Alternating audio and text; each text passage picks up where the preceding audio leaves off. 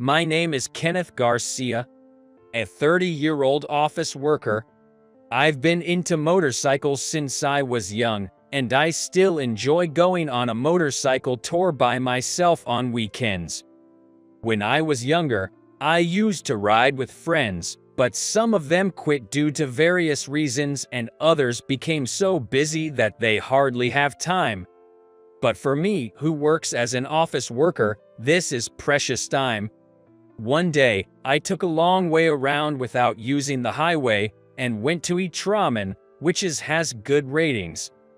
As I went into a road with a good view, I stopped to gaze at something that caught my eye.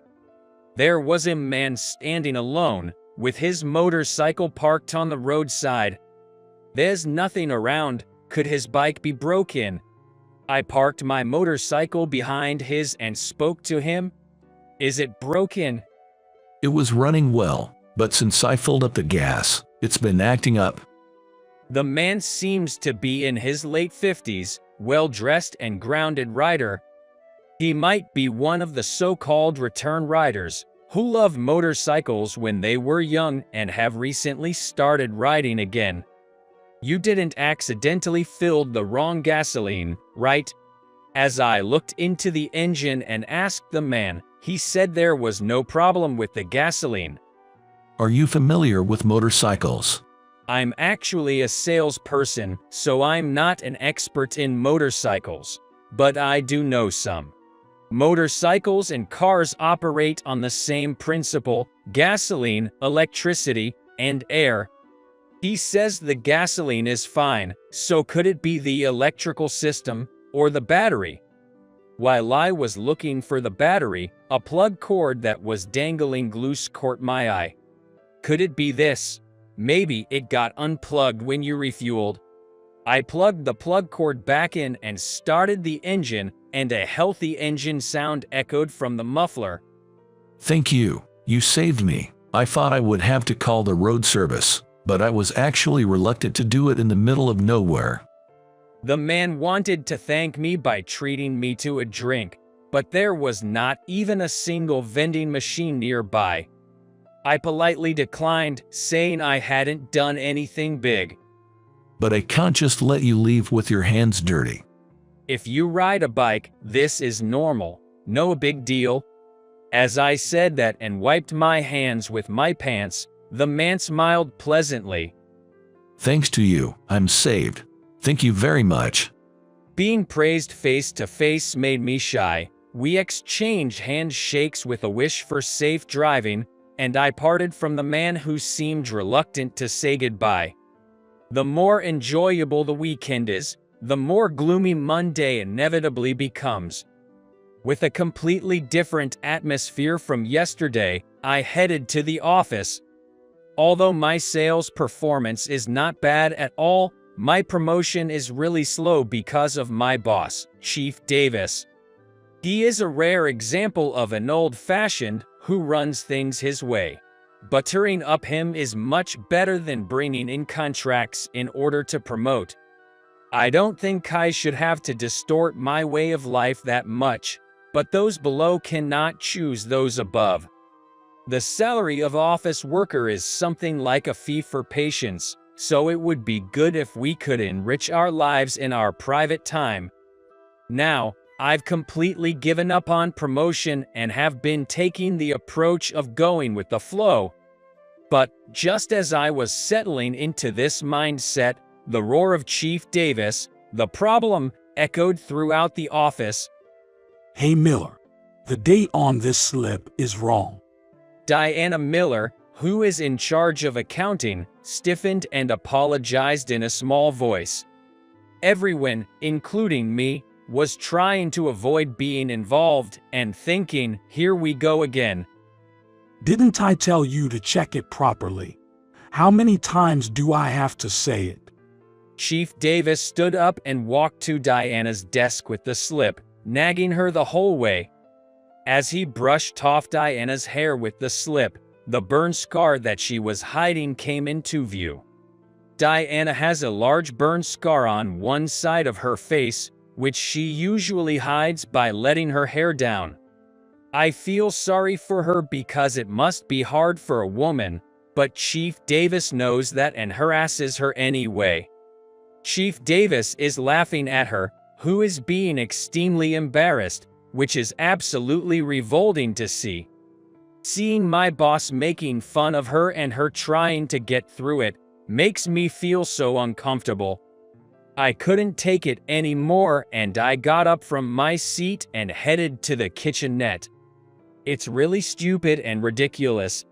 I was in the break room buying a coffee from the vending machine, trying to calm my emotions from the absurd incident that had just taken place when Diana walked in to wash some dishes. I figured she was probably stuck with the cleaning duties by Chief Davis. After some hesitation, I decided to buy another coffee and called out to her. "Are you all right? You shouldn't take it too seriously." Diana seemed a little startled at first, but when I handed her the coffee, she smiled and thanked me. I'm fine. I've been made fun of since I was a child, so I'm used to it. That's not all right at all. Although I thought so, I didn't say anything. Apparently, when Diana was a child, a fire from the neighbor's house spread to her home, and she lost both her house and her parents. She was then raised by her grandparents. The burn marks on her skin are from that incident, and she says she survived only because her mother shielded her. Seeing Diana smile, saying I'm content with just being alive, made my heart ache even more. The next day, when I returned from an outside job and had just placed my bag at my desk, I heard Chief Davis shouting, Miller, didn't I tell you to finish yesterday's work? But I finished all the work orders you gave me yesterday. When I turned around, Diana was being scolded again. It seemed like there was some misunderstanding, and Diana was unusually standing her ground.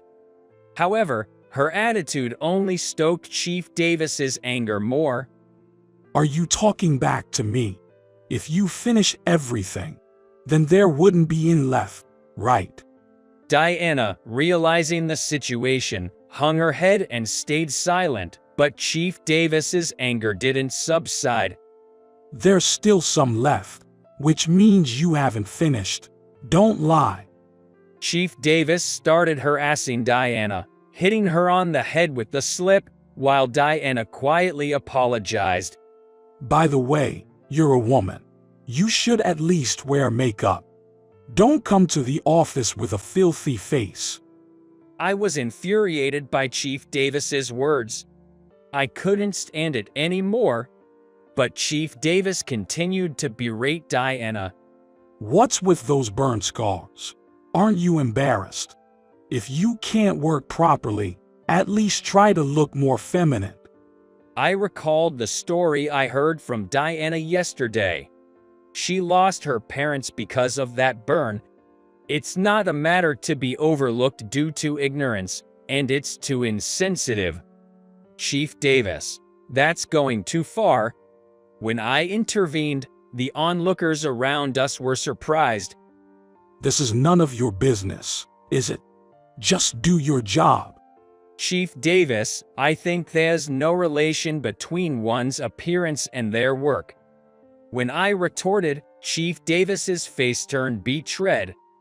You've got guts, Garcia. If you have a problem with me, your boss, you don't have to stay in this department. I can transfer you.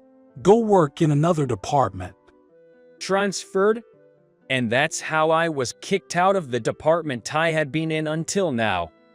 The department I was reassigned to was a small section that handled the management of materials and supplies used in each department. It was a small space with a few older ladies, where I would compile the inventory of the warehouse and the work orders for manufacturers. Anyone could see at a glance that I was treated as a troublemaker and was here. There wasn't even a window in this room. Chief Davis had really done it. While I wanted to express my resentment, a part of me felt relieved. Even if I had stayed there, there was no chance of getting promoted. Even if I did get promoted, I would have to keep reading Chief Davis's face even more. I don't think I could stand it. Sooner or later, this would have happened. Maybe I should seriously consider changing jobs. Since coming here, I've been thinking about my future, and one thing has been bothering me. Is Diana going to be all right from now on? With me standing up to Chief Davis, the others will likely turn a blind eye even more. I had meant to defend Diana because I couldn't bear it, but if I end up getting ostracized as a result, I won't be able to protect Diana anymore. I didn't mean to regret my actions, but when I think about it, my actions seem rash and naive. What should I have done? I tried to answer my own questions but couldn't find a satisfactory answer. A few days later, as I was checking the warehouse inventory and returning to my desk, an old woman who was summarizing order forms talked to me.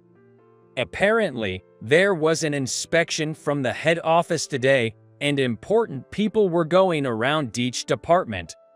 An old woman told me that I might get pointed out if I took a break. I almost put into words that it would be useless to visit such a place, but agreed with her by nodding.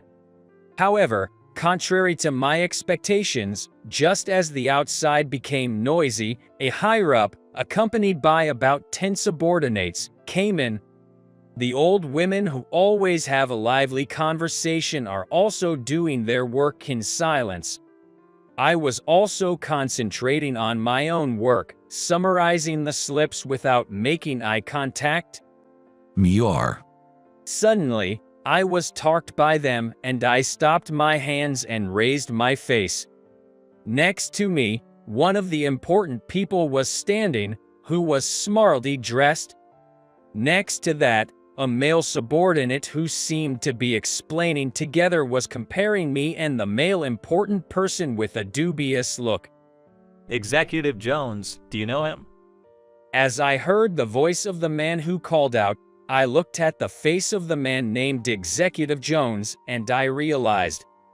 Executive Jones was the man I helped fix the motorcycle before. No, it's you. I thought I'd seen you somewhere. Executive Jones talked to me happily, as if there wasn't his subordinate who asked the question. Despite being a higher-up, he gave off a friendly and approachable impression, and he tried to shake hands with me just like when we met first. When I stood up and responded to the handshake, the people around me were surprised.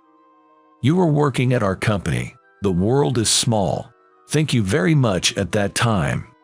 No, not at all. Oh, I'm sorry to be late, but my name is Kenneth Garcia. By the way, has your motorcycle been okay since then? Garcia, thanks to you, it's in great shape. If we're in the same company, why don't we go for touring somewhere next time? As Executive Jones patted my shoulder and laughed happily, he suddenly stopped his hand as if he had realized something. You said you were in sales, didn't you? No, well, and I tried to laugh it away, but being with the older women, my presence stands out, and it obviously looks unnatural whoever sees it. There is a little guilt to tell on Chief Davis, but it might be an opportunity to protect Diana. Perhaps sensing my difficult appearance, Executive Jones looked back at the other important people who had accompanied him. We know each other. Can you go first? I have something to talk about with him. When I asked how about a coffee, with joy, Executive Jones smiled. Hey, can someone lend me some money? I forgot my wallet. A subordinate who was about to leave the room came back in a great hurry and handed money to the executive. The executive said, "Sorry, thank you." I had a coffee and talked with Executive Jones, who is in a considerably higher position in the company. It was an unbelievably inappropriate scene, but Executive Jones seemed not to care and listened to my story seriously. I told the truth about my feelings, about the environment and heart injuries that a woman named Diana has brought, about the daily life of acting bravely to overcome it. I have a feeling that I want to support her as a man, as a human being. Executive Jones listened to the story silently until the end and only answered "I understand," and returned to the room where the old ladies were. Only the subordinate who handed the money was waiting, but Executive Jones didn't look at him and said, "I'll borrow the phone," and started making an extension somewhere. You may come right now. At that word of Executive Jones, Chief Davis flew in out of breath. Chief Davis, who is repeating greetings desperately, seems to be making some excuses, and Executive Jones raises his hand annoyingly to control such Chief Davis. Kenneth was in sales when I met him before. Could you explain why he was assigned here? Chief Davis was visibly sweating and stuttering in response. Seeing him fumble, Executive Jones sighed deeply and faced Chief Davis squarely. Chief Davis, if you are going to lead the young talents who will shape the future of the company, there must be some reasons behind your action, right? What does it mean that you can't provide an answer? Can we trust leaving the management of subordinates in your hands? Executive Jones said this and turned around, calling out to the subordinate who had been waiting alone. Go with Chief Davis and investigate thoroughly. Look into all of the finances up to now, the staff sales, and all contract acquisitions. The subordinate who responded affirmatively went to Chief Davis's side. The sight of Chief Davis, with a color on his face that one has never seen before, shaking in fear, was something to behold. A week later, I was formally reassigned to my old department. Chief Davis, whose issues were exposed one after another, was demoted and sent to a remote subsidiary company. When I returned, Chief Davis had already transferred, and my colleagues welcomed my return. As I looked at everyone's delighted faces, I once again felt that each of them had been carrying various stresses, and just like everyone else, my heart was filled with the joy of liberation. On the day of my return, as I was about to leave the company, I was stopped by Diana and thanked once again. Apparently, Executive Jones had directly visited Diana and heard about the consultation with me. Diana, who had apologized for the trouble caused by Chief Davis's lax management, was as surprised by Executive Jones's character as I was. I was glad to see that Diana was at ease, and it seemed that the scars from her burns were becoming a little less noticeable. Diana has been continuing treatment by regularly visiting the hospital, and it seems that with the progress of medical treatment, it will be considerably less noticeable in the future.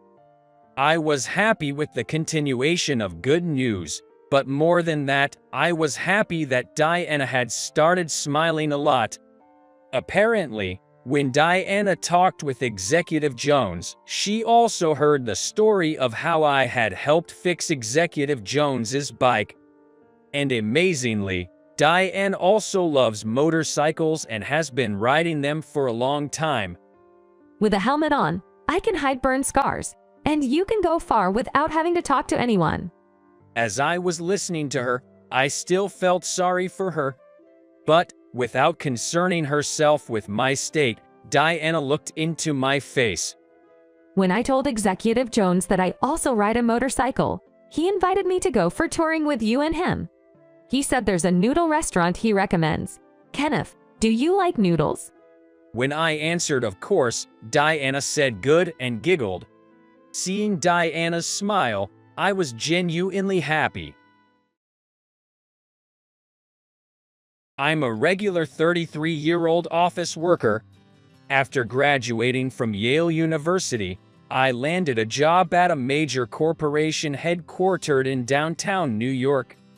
I've always been a bit timid, prone to getting easily upset over minor troubles, so my initial 3 years at the company were extremely difficult. I believe the reason I've managed to become a competent businessman is all thanks to the great bosses I've encountered so far. Especially after being assigned to the New York sales department at the age of 30, my boss, Thompson, seemed to take a special liking to me. Indeed, it was in this New York sales department that I met Mary Ann. Mary Ann, who worked in sales administration, and I got along well as we handled the same clients, and we got married when I was 30 and she was 32. Our marriage was smooth, and we were a happy couple. If anything, I was somewhat under her thumb, but I didn't mind and enjoyed everyday life. The only problem was that we were unable to have children. Having children was a dream of mine, and I had always expressed this to Mary Ann. Mary Ann, who loves children, agreed, and we tried many times as a couple, but we were never blessed with a child. Despite this, I believed I had been leading a relatively smooth and prosperous life. That is, until the end of last year. From around December of last year, my circumstances changed dramatically. I began having fights with Mary Ann, who I rarely argued with since we got married, almost every day. For some reason, Mary Ann started to be on the warpath with me. While Mary Ann is quite blunt unlike me, she hates illogical or unfair situations. In other words, she's not the type to lose her temper unreasonably or treat people differently based on her mood. However, Mary Ann had become a different person. She no longer smiled at all, and if I came home a little late, she would say, "Why are you coming home so late? You're having an affair, aren't you? I'm going back to my parents' house," and she actually did. And if I sought intimacy at night, she would reject me, saying, "No way, don't touch me. It's disgusting." At first, I thought, well, people go through phases like this. Mary Ann had quit her job when we got married and was working part-time at a local supermarket during the day, so I figured that was probably a stressful work environment. Or maybe she was frustrated with herself for not getting pregnant, despite my constant desire for a child. So, I decided to let her do as she pleased for a while. However, instead of improving, the situation only got worse. Mary Ann's attitude became increasingly worse, and she often went back to her parents' house in New York. Even when I went to pick her up, I was turned away. I found myself raising my voice more and more, and our marital relationship had completely chilled. Then, in February of this year, Mary Ann presented me with divorce papers. When she coldly said, "It's a good thing we don't have children," I was furious for the first time in my life. I had reached the end of my patience with Mary Ann, who had not explained her disagreeable attitude no matter how much I asked, and I stamped the papers in a fit of anger. Thus, our marriage ended after 3 years. The troubles that had befallen me were not over. Thompson, who had always been attentive to me and often invited me to drinks or golf, suddenly became distant. I was having an experience I never wanted to have, where the attitude of someone I had been on good terms with changed dramatically for no apparent reason, and I was experiencing two of them at the same time. I was disliked by Thompson for some reason, who had the authority to make personnel decisions, and it led to my demotion. I was transferred to a sales office in rural Nebraska, which was referred to in the company as a retirement home or a place of exile.